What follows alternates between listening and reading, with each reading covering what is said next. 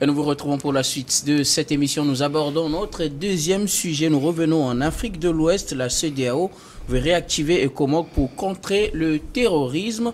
Le nouveau président en exercice de la CEDEAO a reçu ce mardi 18 juillet au Nigeria ses homologues béninois Patrice Talon et Bissau-Guinéen Umaru Embalo Sissoko.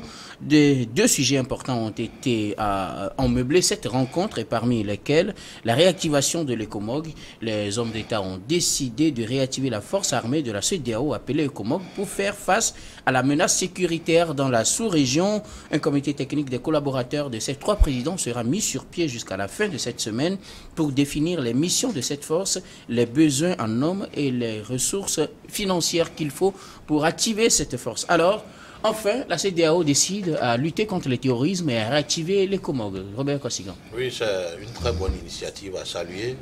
Vivement que ça aille au bout, qu'on n'ait pas à attendre peut-être des financements de l'Union européenne ou de la France. En tout cas, dans ce qui est dit, ce sera entièrement financé par la CEDEAO. Oui, c'est notre volonté, c'est notre souhait à nous tous que pour une fois, si ECOMOG est réactivé, qu'on n'attend pas de la France ou de l'Occident aucune aide et que nos pays s'organisent à fournir armes et ressources financières. Même les expertises militaires que l'Afrique en a, l'Afrique en dispose. Alors qu'on permette alors à nos soldats de prendre toutes les initiatives capables de contrer alors les bandits enturbanés qui sont jetés dans la nature par Sarkozy. Cette rage qu'il avait contre Kadhafi qui a occasionné la guerre en Libye devient peut-être un cancer qui gangrène la sécurité de toute la sous-région. Aujourd'hui, si les chefs d'État s'organisent et veulent alors mettre ensemble les forces de défense et de sécurité de notre sous-région, c'est notre souhait depuis la nuit des temps, il va falloir que la CEDEAO montre au monde entier qu'elle est capable alors de prendre des mesures sécuritaires pour sécuriser d'abord notre zone. Ce n'est pas j'ai toujours dit que ce qui se passe au Mali, au Burkina Faso et au Niger n'est pas le souhait de ces pays-là et ne doit pas être considéré comme une guerre étrangère aux autres pays de la sous-région. Parce que quand la case de votre prochain brûle, c'est la vôtre, alors vous devez penser à la vôtre. Donc il faut aller secourir d'abord ces pays-là. Quand ils vont réussir à contrer le terrorisme au Mali, au Burkina Faso et comme au Niger, nous qui sommes le Togo, le Bénin, jusqu'en Côte d'Ivoire, nous allons souffler un peu. Parce qu'il faut aller guérir le mal d'où il vient. C'est aussi ça la réalité. Donc je dis, pour une fois, que alors nos chefs d'État travaillent main dans la main, qu'ils trouvent les ressources nécessaires pour alors mettre en place cette structure et qu'on n'en fasse pas du chantage, hein, qu'on ne permette pas à la France d'utiliser cet instrument pour faire du chantage au Mali, ni au Burkina Faso, ni au Niger. C'est important. Emmanuel Vivien Tomi, peut-on pousser un ouf de soulagement par rapport à cette décision qui est annoncée à l'issue de cette rencontre entre ces trois chefs d'État? Heureusement qu'on parle justement de réactiver ECOMOG. Réactiver, puisque ça existait avant. Oui. Et maintenant, il faut redynamiser. Il faut l'alimenter, il faut le financer, il faut le rendre opérationnel. Vous savez, au niveau du terrorisme, ceux qui sont les djihadistes, les extrémistes ou les terroristes, ils ne considèrent pas les frontières. Pour eux, leur frontière, c'est le monde. Leur frontière, c'est l'Afrique. Leur frontière, c'est la zone. Ils parlent même de l'État islamique qui quitte, je ne sais pas, l'Afghanistan pour venir en Afrique et ils veulent l'étendre en Europe, pourquoi pas en Asie. Aujourd'hui, la lutte contre le terrorisme doit se faire dans un regroupement, une solidarité, une sorte d'instance supranationale. Et donc, se regrouper pour avoir une force capable de lutter contre les terroristes, je pense que c'est une très bonne chose. Le problème qui se pose, c'est d'abord la question de financement. On a vu 2 ou 3 pays se regrouper, mais après, le problème, qui finance, à quelle hauteur? Il y a des pays qui ne cotisent pas régulièrement dans les instances supranationales. Il y a des pays qui sont souvent appelés à l'ordre même au sein de l'ONU, puisqu'ils ne cotisent pas régulièrement, alors que c'est la loi, c'est la règle. Aujourd'hui, on peut se poser aussi la question de savoir quel est le rôle que le Nigeria voudrait jouer au sein de cette force-là. Parce que vous voyez, par rapport à l'étendue, par rapport à la puissance, le Nigeria, c'est quand même une puissance africaine. Moi, je rêve plutôt d'une sorte de résurrection d'une force sous coupole du NEPAD, hein, où on peut retrouver pas seulement les Ouest-Africains, mais également les Sud-Africains, les gens du Maghreb. Parce que quand vous prenez un pays comme l'Algérie, l'Algérie a une forte expérience en matière de lutte contre le terrorisme. Vous vous souvenez, il y a cela 20 ou 25 ans, le terrorisme faisait vraiment rage en Algérie, mais aujourd'hui, vous allez suivre l'information, vous n'allez pas avoir de mauvaises nouvelles de la part de l'Algérie, du moins en matière de lutte contre le terrorisme. Aujourd'hui, Ecomog pourrait remporter les victoires, parce que le problème auquel font face certains pays de l'Afrique de l'Ouest, c'est que tu poursuis les terroristes jusqu'à la frontière et tu n'as pas le droit de dépasser la frontière.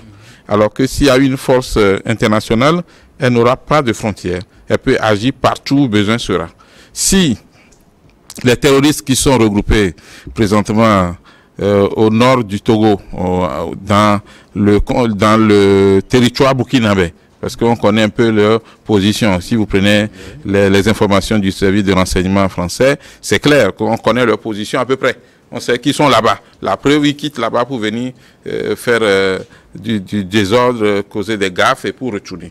Alors si le Togo, le Burkina, le Bénin, le Mali et la Côte d'Ivoire, le Ghana, tous ces pays prenaient une semaine de veille et de protestation, de lutte directe avec des moyens aériens et appuyés par Ecomog, je pense que les terroristes vont souffrir un peu.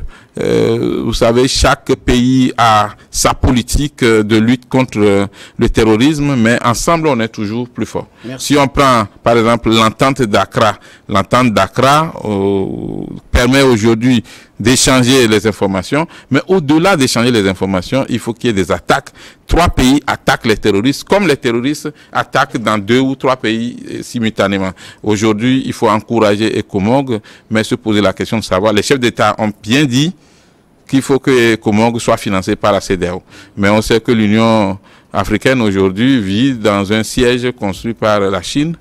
Et donc, on se demande concrètement si l'Union africaine n'a pas pu construire son siège. Je ne suis pas Saint Thomas, mais comment est-ce que la CEDEAO va trouver les moyens pour pouvoir financer cette lutte contre le terrorisme si on dit tout de suite que nous voulons fermer la porte.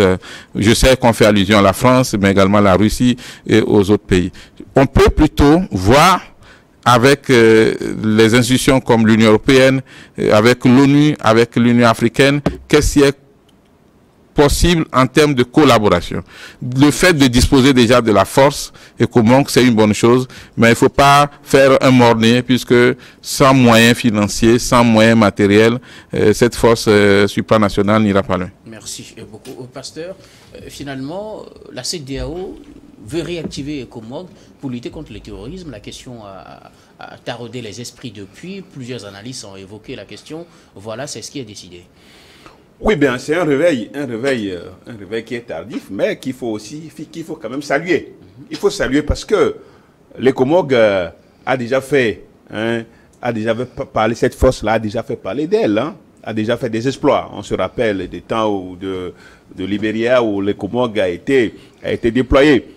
C'est vrai quand même que il faut le reconnaître. À l'époque, c'était sous financement propre certainement des pays africains. Alors, pourquoi attendu jusqu'à maintenant avant de pouvoir penser réactiver Ecomog? Nous, on en parlait tout le temps. On parlait d'une force de la CEDEAO pour lutter contre le terrorisme. Hein, sinon, on n'en parlerait pas des forces de l'ONU, hein, qui sont restées, des forces de la France qui sont restées sans faire grand-chose dans ces pays-là. Et aujourd'hui, qui sont sommés de quitter et qui sont en train de quitter le pays, surtout le Mali. Bon, donc, je crois quand même qu'il faut, c'est trop tôt de s'en féliciter, mais quand même, l'idée est à saluer. C'est déjà bon, c'est déjà une bonne chose qu'au sein de l'espace communautaire, nous puissions avoir une force. Et je crois que ça soit véritablement contre le terrorisme, parce qu'il y a aussi, on parlait, il faut quand même étendre les missions de cette force-là pour lutter contre les coups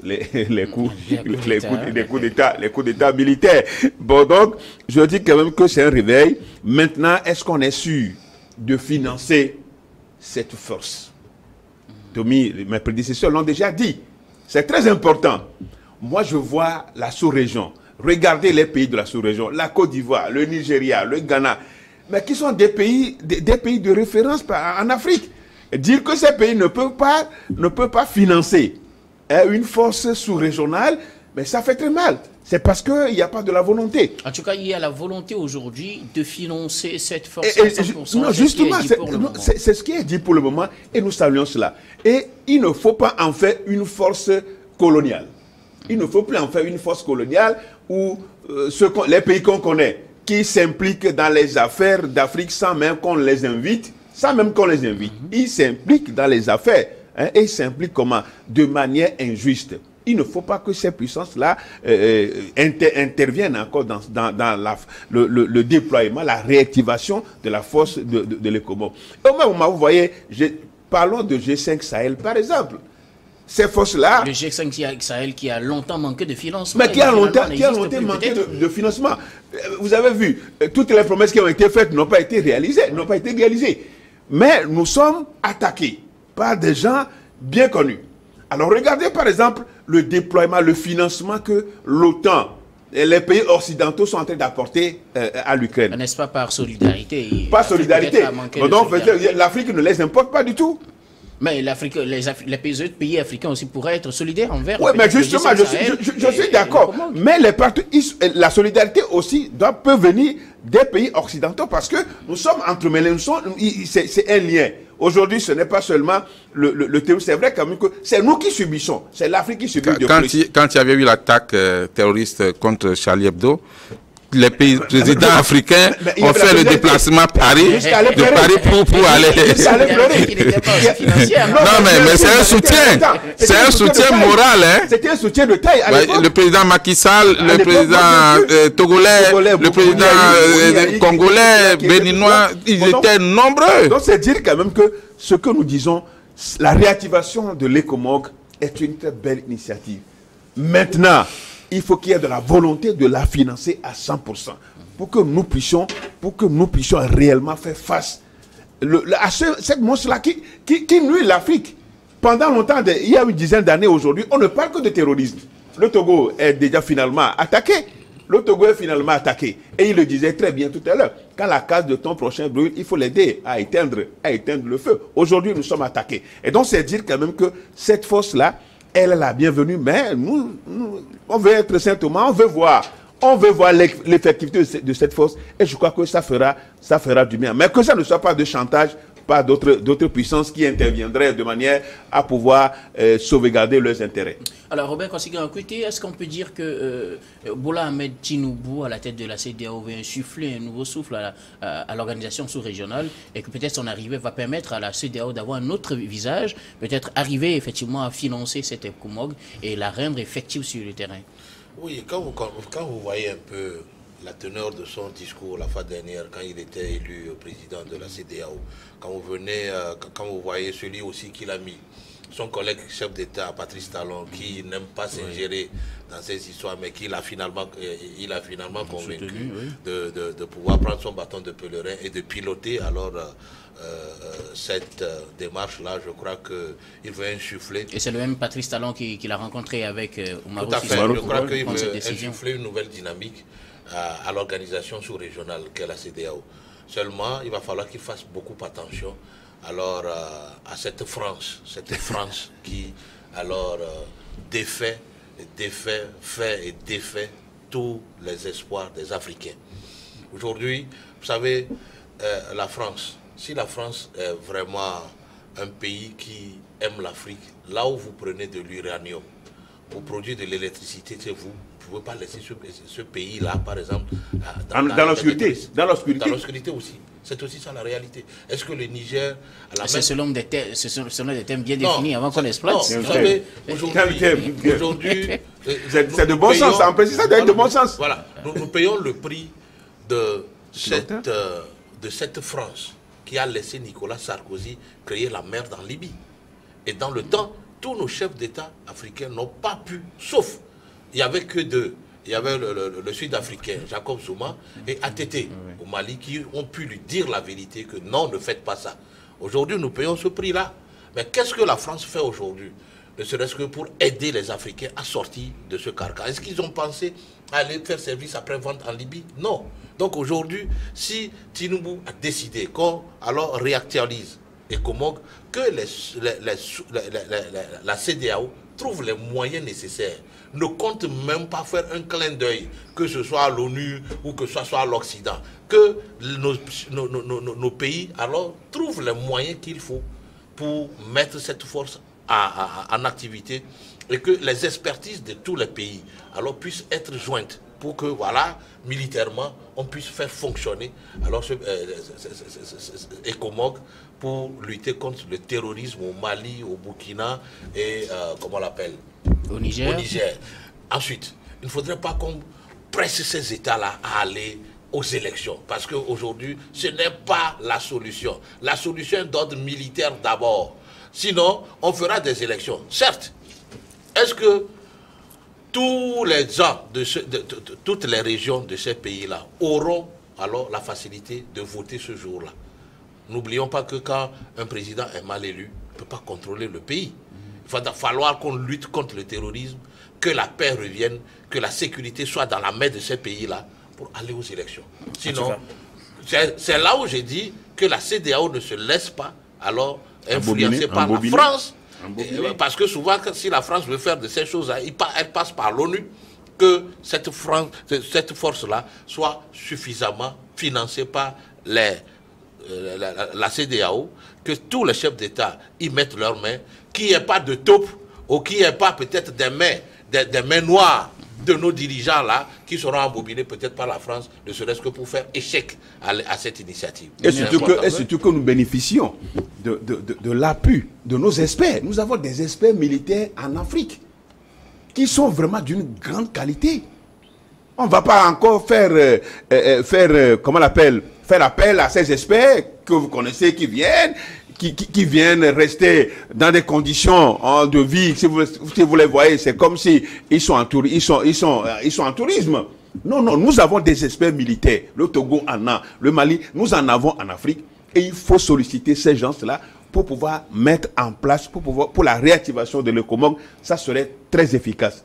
Je pense bien quand même que cet aspect est très important parce que les partenaires vont rapidement, tout à l'heure, vous allez les voir.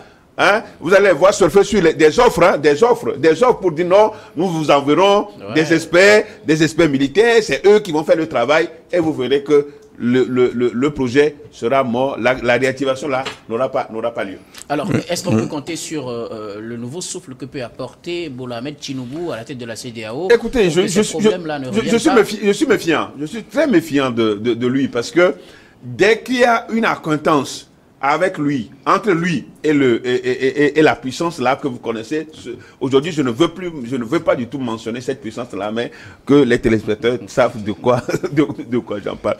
Dès qu'il y a une acquaintance, c'est fini. Et on est en train de voir quand même qu'il est déjà allé voir il est déjà allé là-bas. Je crois qu'il est déjà allé là-bas. Il est déjà allé voir le président là. Et donc c'est ça il faut vraiment toucher ça de doigt. On sent qu'il a la rage. On sent qu'il veut faire quelque chose.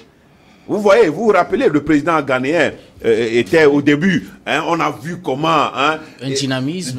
Ses propos. On l'acclamait. Même nous sommes déçus. C'est un déchantement total. Par la suite, on a vu comment il est tombé dans le jeu de cette puissance-là. Donc, nous sommes un peu méfiants par rapport au président nigérien, mais nous allons le soutenir. Il faut le soutenir pour qu'il sache qu'il a une mission accomplie. Cette mission-là, c'est permettre à l'Afrique de l'Ouest de retrouver sa place, la place qui est la sienne. L'Afrique de l'Ouest. D'ailleurs, quand vous prenez la CEDEAO, c'est l'une des institutions en fait qui doit être plus crédible que les autres. Bien organisée, qui est là avec les pays qui la constituent. Et donc, on doit attendre beaucoup de choses de la CEDEAO, non seulement pour la communauté elle-même, mais aussi pour l'Afrique. Parce que la voix de la CEDEAO, en principe, doit porter dans le Conseil des pays d'Afrique. Et nous pensons que le président nigérian, s'il s'organise bien, s'il réfléchit bien, s'il est bien entouré, je crois qu'il peut faire bonne chose et donner bonne mine à la CEDEAO. Emmanuel Vivien Tomé, vous croyez qu'il pourra donner bonne mine effectivement à la CEDEAO, à voir comment il commence en tout cas? Le système anglo-saxon est un peu différent du système francophone. En principe, dans les pays anglo-saxons ou anglophones, il y a quand même une sorte de respect de la continuité.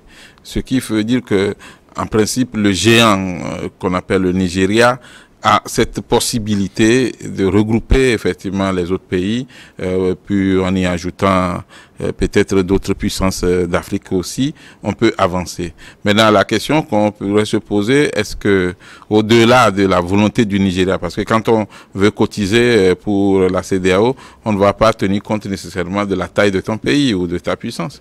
C'est une cotisation par pays et donc c'est pratiquement le même montant. C'est ce qui fait peut-être mal aux petits pays parce que ils n'ont pas aussi de moyens que les autres.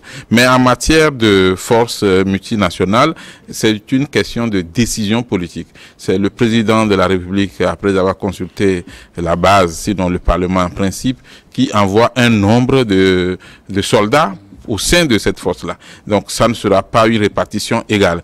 Le Nigeria, par exemple, en nombre, peut dépasser un pays comme le Togo au sein de cette force. Maintenant, au niveau du financement, chaque pays attend, parce que l'idée, c'est que vous devez tous participer. Est-ce qu'on peut se passer de l'Union africaine? Je ne suis pas très sûr, puisqu'on aura besoin de l'Union africaine quelque part au niveau de la CEDEAO, de cette force de la CEDEAO. Est-ce qu'on peut se passer de l'ONU? Qu'est-ce que l'Union africaine va venir faire? L'Union africaine peut soutenir cette force de la CEDEAO, puisque la CEDEAO fait partie de l'Union africaine. Avec des hommes?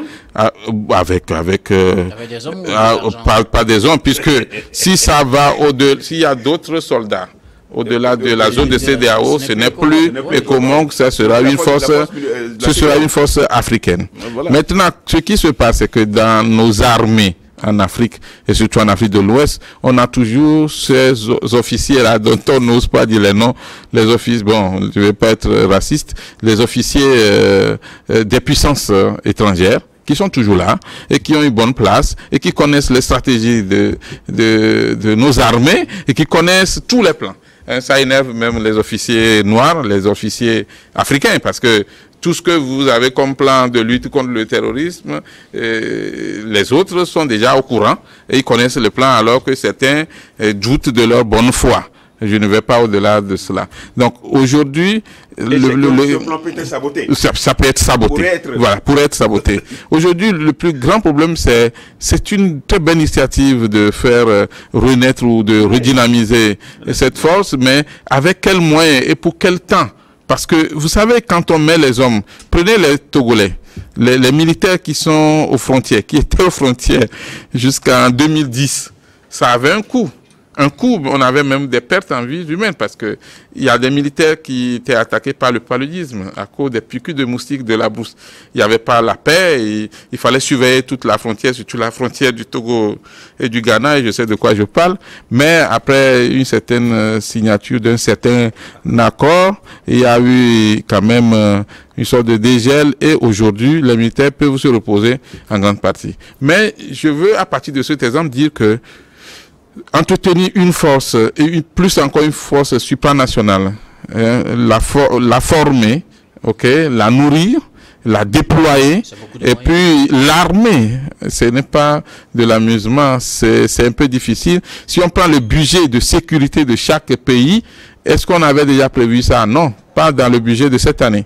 Ça veut dire que c'est dans le budget de l'année prochaine que les pays vont voir qu'est-ce qui peut être consacré. Et il faut convaincre en principe les parlementaires pour accepter cette idée de verser de l'argent à la force supranationale alors qu'on a besoin de l'argent dans le pays pour lutter contre le terrorisme directement.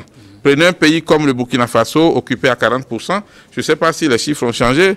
Bon, pour les dernières nouvelles, c'est 40% occupé. Ben alors, comment est-ce que vous voulez que le Burkina Faso injecte des milliards dans une force de la CEDEAO, alors que pour pouvoir tenir le territoire même, le gouvernement a du mal à avoir les moyens nécessaires. Alors, au même moment, ça va plutôt l'aider, la mise en place, la réactivation ça va l'aider maintenant. L'aider à pouvoir faire face. Là où nous allons tomber, oui, si la force est efficace et effective, voilà, c'est à l'avantage de nous tous, de tous ces pays, y compris le Togo, y compris la Côte d'Ivoire, parce que la Côte d'Ivoire aussi a été attaquée par les terroristes. Mais le problème, c'est le financement de cette force. Et ça, il faudrait que des géants comme le Nigeria puissent investir gros.